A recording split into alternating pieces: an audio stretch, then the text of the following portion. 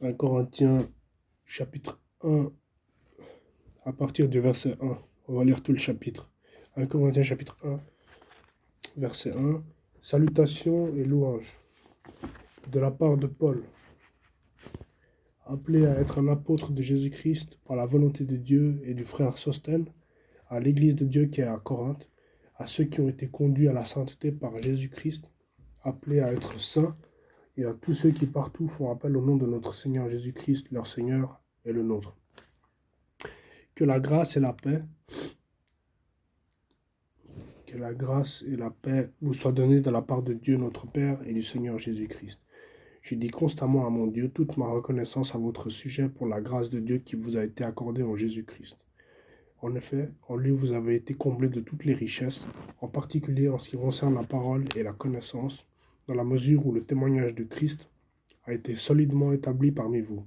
Ainsi, il ne vous manque aucun don, à vous qui attendez le moment où notre Seigneur Jésus-Christ apparaîtra.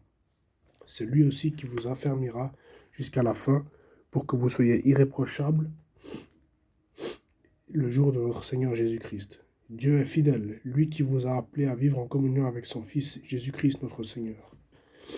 Discorde et désordre dans l'Église, rivalité humaine et sagesse divine. Je vous supplie, frères et sœurs, par le nom de notre Seigneur Jésus-Christ, de tenir tous le même langage, qu'il n'y ait pas de division parmi vous, mais soyez parfaitement unis dans le même état d'esprit et dans la même pensée. Verset 11. En effet, mes frères et sœurs, j'ai appris à votre sujet, par l'entourage de Chloé, qu'il y a des rivalités entre vous. Je veux dire par là que chacun de vous affirme, moi je me rattache à Paul, et moi à Apollos, et moi à Céphas, et moi à Christ. Christ a-t-il divisé? Paul a-t-il été crucifié pour vous, ou est-ce au nom de Paul que vous avez été baptisés? Je remercie Dieu que je n'ai baptisé aucun de vous, excepté Crispus et Gaius.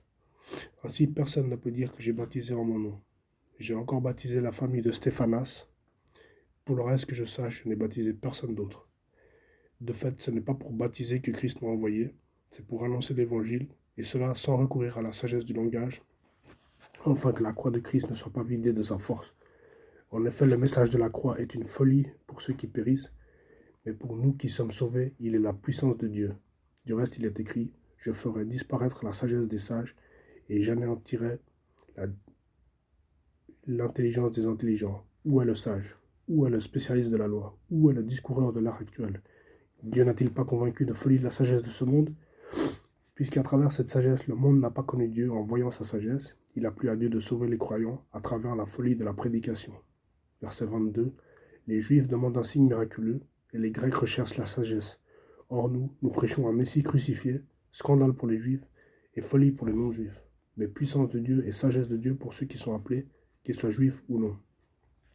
En effet, la folie de Dieu est plus sage que les hommes, et la faiblesse de Dieu est plus forte que les hommes. Considérez, frères et sœurs, votre propre appel. Il n'y a parmi vous ni beaucoup de sages selon les critères humains, ni beaucoup de puissants, ni beaucoup de nobles. Mais Dieu a choisi les choses folles du monde pour couvrir de honte les sages, et Dieu a choisi les choses faibles du monde pour couvrir de honte les fortes. Dieu a choisi les choses basses et méprisées du monde, celles qui ne sont rien, pour réduire à néant celles qui sont, afin que personne ne puisse faire le fier devant Dieu. Verset 30, c'est grâce à lui que vous êtes en Jésus-Christ, lui qui est devenu par la volonté de Dieu notre sagesse, notre justice, la source de notre sainteté et notre libérateur. Afin, comme il est écrit, que celui qui veut éprouver de la fierté mette sa fierté dans le Seigneur. Voilà, frères et sœurs, c'était 1 Corinthiens, chapitre 1, pour la gloire de Dieu. Que Dieu continue à nous conduire, à nous protéger, à nous guider, à nous garder, à nous diriger. Amen. Au nom de Jésus-Christ. Amen. Que Dieu nous conduise. Ciao.